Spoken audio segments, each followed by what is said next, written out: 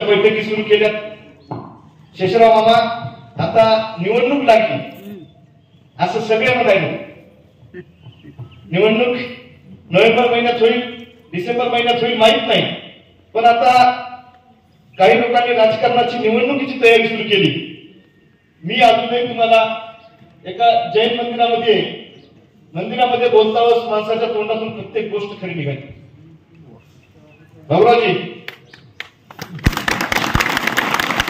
प्रत्येकाला धर्म असते, जात असते, पंथ असते, त्या पद्धतीनं आपण जिथून उभं टाकलो तिथून आपल्या वाणीतून निघायला प्रत्येक शब्द खरा पाहिजे आणि त्या बाबतीमध्ये तिथलं पवित्र तुम्ही आम्ही जपलं पाहिजे। आज अगोदर आमचे खराटे साहेब बोलले, भानुमामा बोलले, त्र्यंबकराव कदम बोलले, मानवते सर बोलले, हरबळे साहेब बोलले ही आज त्यांनी जवळपास कार्यकर्त्यानं मी एकाही बैठकीला नव्हतो, पण आज मी नांदेडला जाता असं मला थांबविलं आणि मी सांगायला म्हणतो बॉस की मी या बैठकीसाठी तुम्ही सगळ्यांनी जरी सांगितलं असतं तरी मी यांना म्हणलं बैठकीसाठी कशाला। सगळ्यांचाच आग्रह होता, मोटरसायकल रॅली निघाली होती आणि निश्चित त्या मोटरसायकल रॅलीमध्ये दत्ता मामाला पाठीमागे बसून मी गाडीवर इथपर्यंत आलो आणि आज तुमच्या सगळ्यांचे त्या निमित्तानं दर्शन झालं। सगळ्या सर्कलच्या आढावा बैठका चालू आहेत, जवळपास 5 सर्कल झाले, तुला 5 आहे, 5वं सर्कल हे आहे आणि या सर्कलच्या माध्यमातून हे सगळे जण जाऊन सांगायचे आपल्या 4.5 वर्षामध्ये आपल्यासाठी काय केलं ते। मला असं वाटतंय स्टेजवरल्यापेक्षाही खालच्या माणसाला सगळंच माहिती। असं मामा राजू नोकरीनं या 4.5 वर्षात जी जे काय दिवे लावली, मागच्या काळामध्ये जे काही कोणी मोठी माणसं आमदार होते, कारखान्याचे चेअरमन होते, मंत्री होते, त्यांनी काय काम केलं, तुमच्या गावचा सरपंच काय काम करतो, जिल्हा परिषद सदस्य काय काम करतो, हे सामान्य लोकांना आपल्यापेक्षा जास्त माहित असतं। आम्हाला वाटतं आम्ही पांढरे कपडे घातले म्हणून आम्ही लय हुशार, पण मतदान देणारे तुम्ही आहेत, त्यामुळे तुम्हाला सगळ्या गोष्टी माहिती।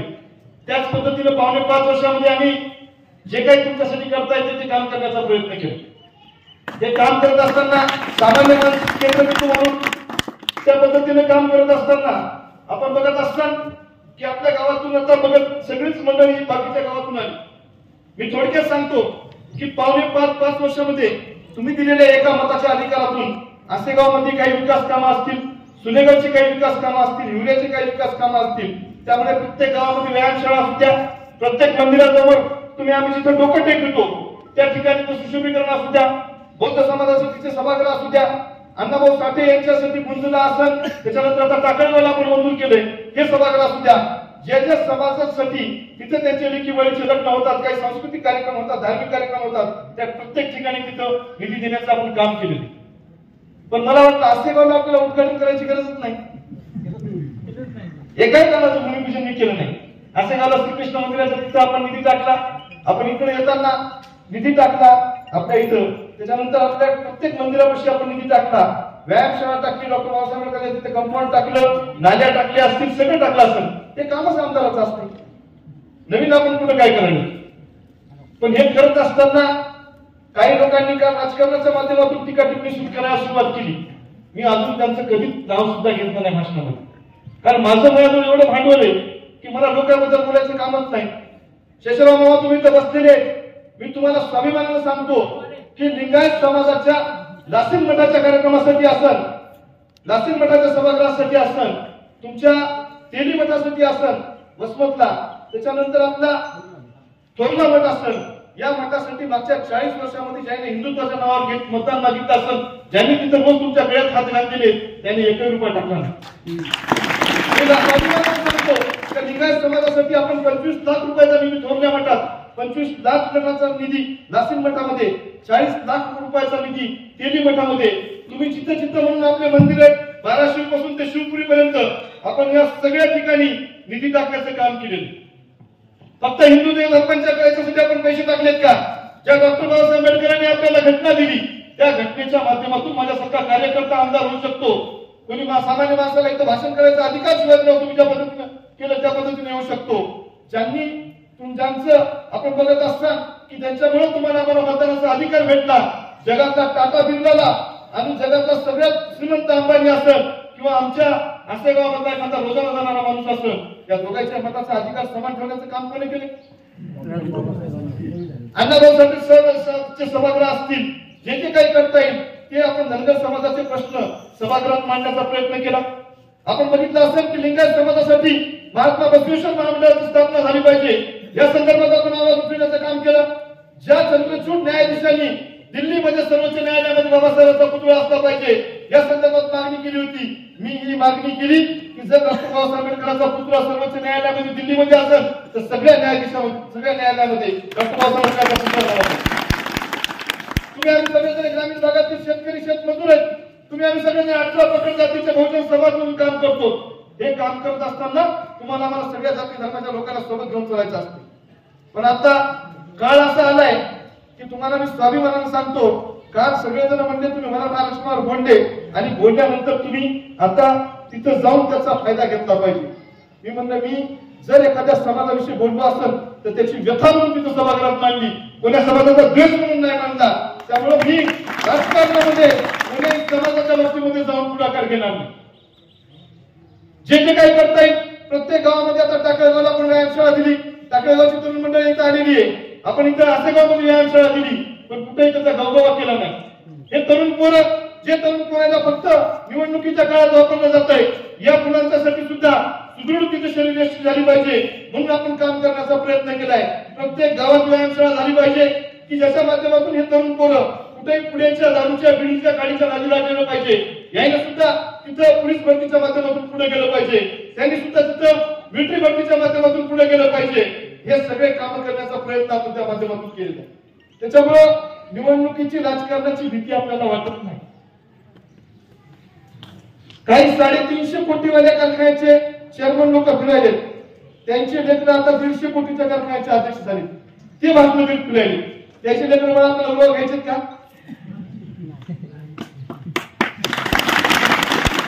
काल पाहिलं आम्ही तुमच्या आमच्या मालकीचा ज्यांनी कारखाना घेतलाय आता एक मोठे चेअरमन झाले आणि एक लहान चेअरमन झाले. म्हणून मोठे चेअरमन आणि याला लहान चेअरमन म्हणायचं. राजू पवार मामा आहे आणि मामा काका आहे. आपल्या समजायला काहीच नाही की रे. आणि तुम्ही आम्हाला भ्रष्टाचाराचे आरोप करायले. मी स्वाभिमानाने सांगतो मी या मंदिरामध्ये उभा आहे. त्यांनी सांगितलं की बाबा काय टक्केवारीच्या बाबतीमध्ये आसेगावमध्ये कामं झालेल्या कृष्ण मंदिराचं काम कोणी केलं? आसेगावमध्ये सभागृह करत असताना आपल्या गावच्या सरपंचाला आपण 20 लाख रुपयाचा निधी दिला. इथे मंदिरामध्ये येऊन त्यांनी सांगावं की आपल्याला त्याला 10 रुपये तरी खर्च आला. बळापूरमध्ये काल आपल्या मंडळीने तिथं सिमेंट रस्त्याचं काम केलं. जिम तिथं साईडला आपण तिथं दिली. एका माणसाला तरी त्याला 6 तरी कोणाला बाजूला कधी सांगावं मी आता तुमचा जो राजीनामा देतो आणि पुढची निवडणूक सुद्धा मी लढवणार नाही. तुम्ही साबित करून दाखवा.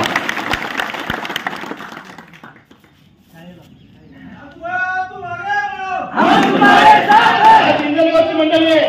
राजूला बाजूला व्हा. बाकीच्या सगळ्या माणसाला विचारा तुम्ही जिथं जिथं म्हणून आपल्याला शेत रस्ते असतील बांधण रस्ते असतील या सगळ्यासाठी निधी तुम्हाला दिलाय. आपण तुम्हाला 10 रुपये खर्च आला का? इंजनगावाला सगळ्यांना बोला. तुमच्या इथला बंधारा झाला की नाही? आसेगावचा बंधारा झाला, इंजनगावचा बंधारा झाला, टाकळगावचा बंधारा झाला.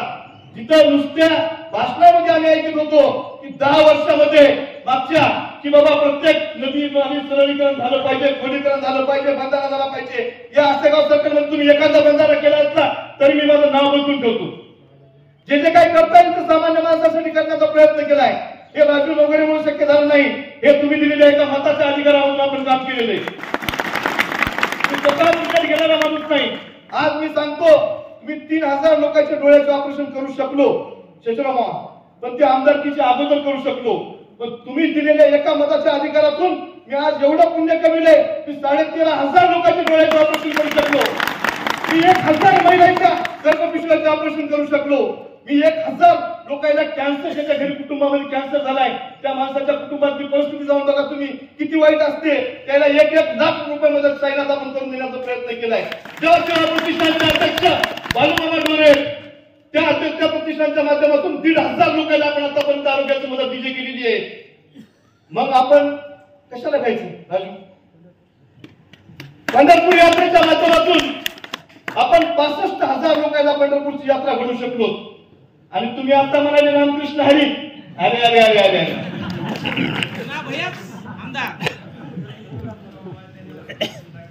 साहेब तुमच्या तोंडातून गवत देवाचं नाव नाही आलं. अरे काय बोलायले तुम्ही? त्यांनी कालच्या भाषणामध्ये सांगितलं की यांच्या तोंडाला रक्त लागलंय. मी माझ्या शरीरातलं 18 बाटल्या रक्त धनगर समाजाची बाई होती, रामभाऊची आई उमाकांतराव तुमची पाहुणी आहेत. त्या महिन्यातला तिथं गर्भपिशवीचं ऑपरेशन झालं होतं. तेव्हा साखरपुडा होता, येता मी त्या बाईला रक्त देऊन आलो. मला रक्त लागलेलं नाही म्हणाला. मी लोकांना रक्त देणारा माणूस आहे.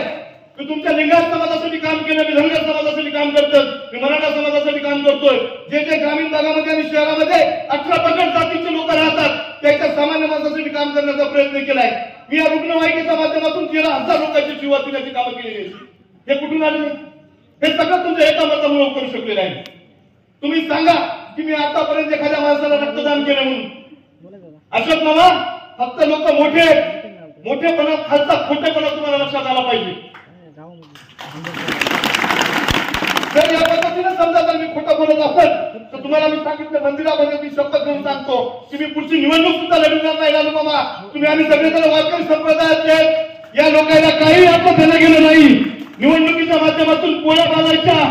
आज तुम्ही बघत असताल की काही प्रमुख मंडळीला सुद्धा गावात येऊन ते सगळ्याला भेटीगाठी करायचे काम करायचे.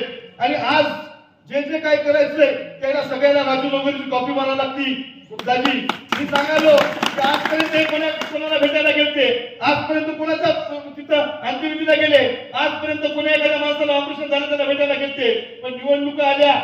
या 8-15 दिवसामध्ये 4.5 वर्षामध्ये राजू लोगोरे चांगला होता. पण या 8 दिवसात राजू लोगोरे खराब खाऊन झाला.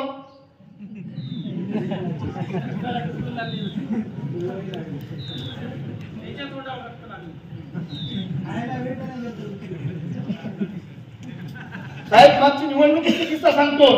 हे आपल्या आताच आमचे खराडे साहेब तुम्ही बोलले, सगळ्या बाबतीमध्ये सुद्धा बोलले येतं.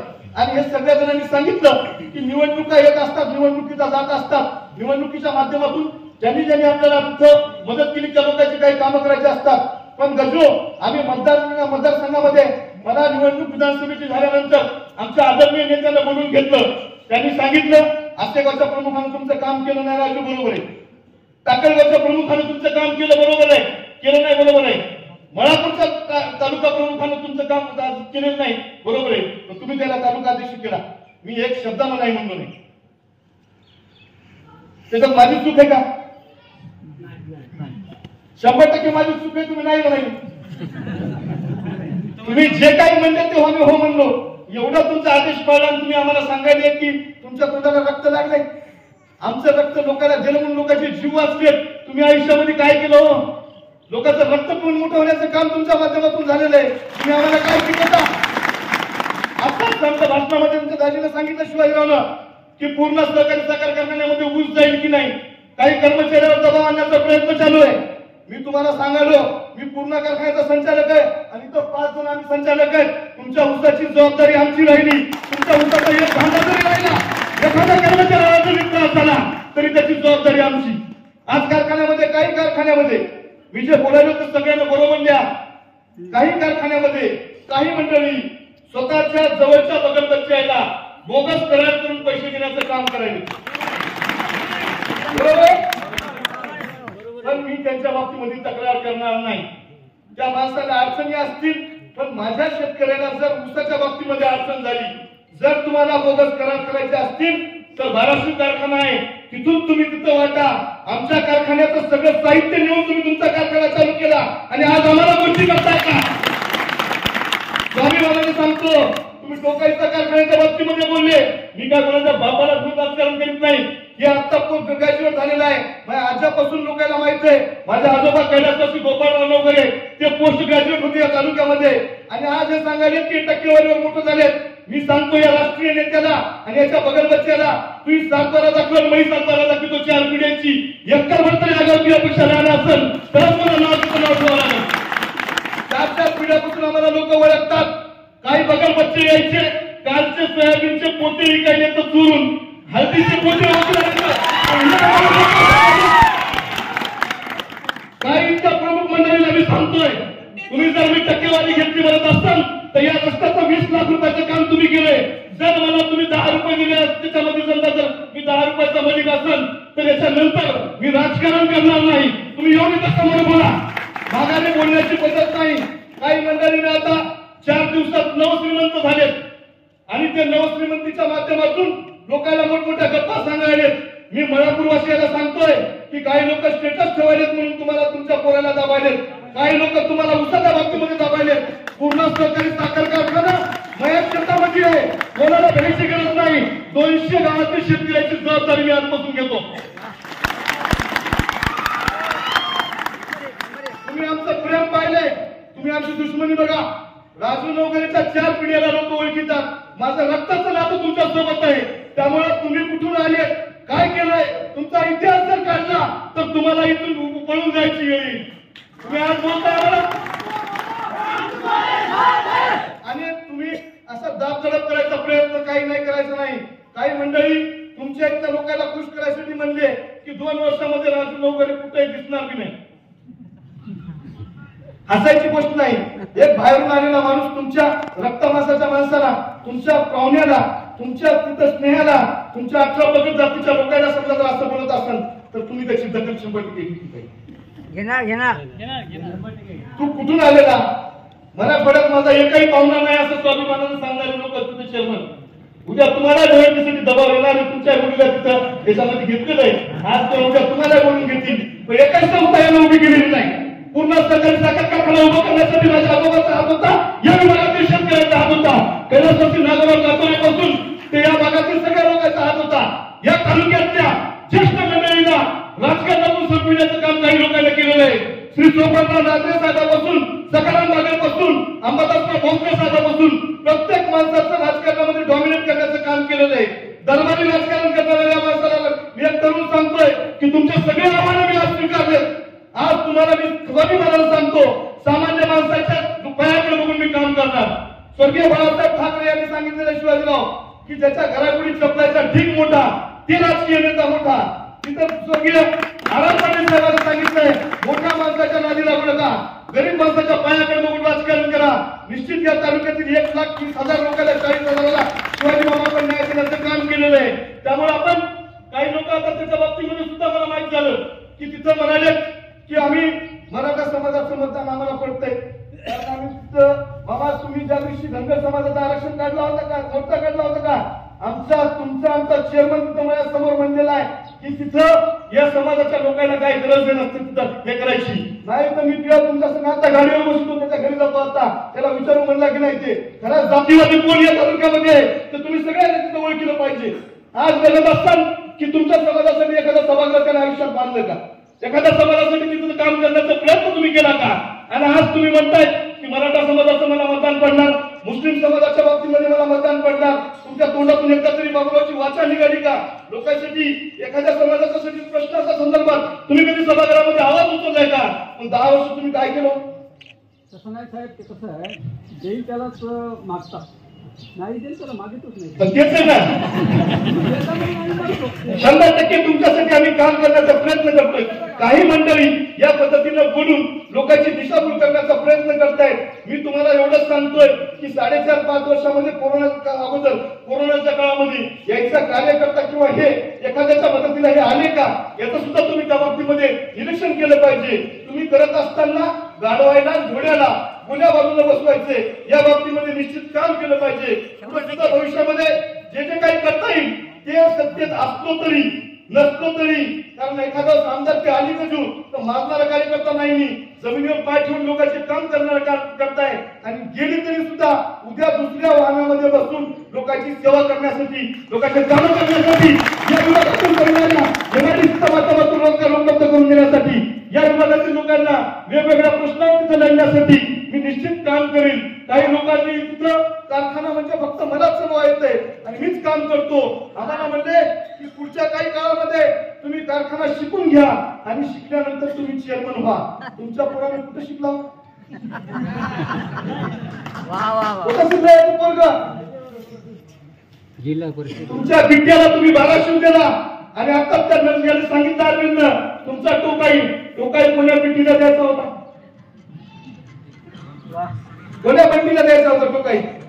सगळीकडे तुमची नजर आणि तुम्ही आम्हाला रक्ताच्या बाबतीमध्ये बोलता. तुम्हाला ओपन चॅलेंज आहे, जिथं जिथं म्हणून काय काय करता येईल हे लोकांसाठी करील, राजकारणासाठी करीत नाही. आज आसेगावपासून मी राजकीय भाषणाला सुरुवात केली.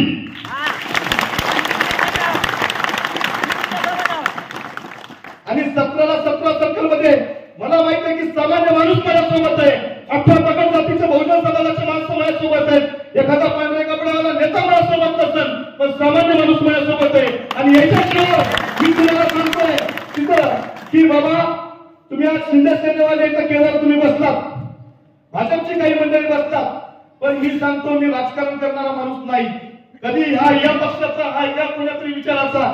तुम्ही बघितलं असेल की इतक्याच लोक ते तुमच्या संघाने राहत होते, ते कोण्या पद्धतीने काम करत होते आणि त्यांना सुद्धा आम्ही सामावून घेण्याचं काम केलेलं आहे. कोणताही भेदभाव करणारे कार्यकर्ते आम्ही नाही. निश्चित तुमच्या सगळ्यांच्या सुखासाठी समृद्धीसाठी या विभागातील शेतकऱ्यांसाठी भविष्यात सुद्धा काम करतो आणि तुम्हाला न्याय मिळवून देण्याचा प्रयत्न करतो. एवढंच या ठिकाणी बोलतो, थांबतो. तुम्ही सगळ्यांनी आमचे विचार ऐकून घेतले आणि या बैठकीला आपण तिथं सगळ्यांचं स्वरूप आणलं. 17ला 17 सर्कलमध्ये आपल्याला रीड भेटली पाहिजे. कोणताही बाहेरचा माणूस एखाद्या गावामध्ये आपल्या तुम्ही राहायला पाहिजे. यासाठी तुम्ही आम्ही सगळ्यांनी मिळून तिथं मदत करावी ही तुमच्या सगळ्याकडून अपेक्षा करतोय. सभापती साहेब, वैजनाथराव, रमाकांतराव, तुम्हाला सगळ्याला विनंती आहे, मी तुमचा शेजारचा माणूस आहे आणि निश्चित तुमच्यासाठी काम करेल, राजकारणाच्या पलीकडे जाऊन काम करेल. एवढे या ठिकाणी बोलतो, थांबतो. जय हिंद, जय महाराष्ट्र.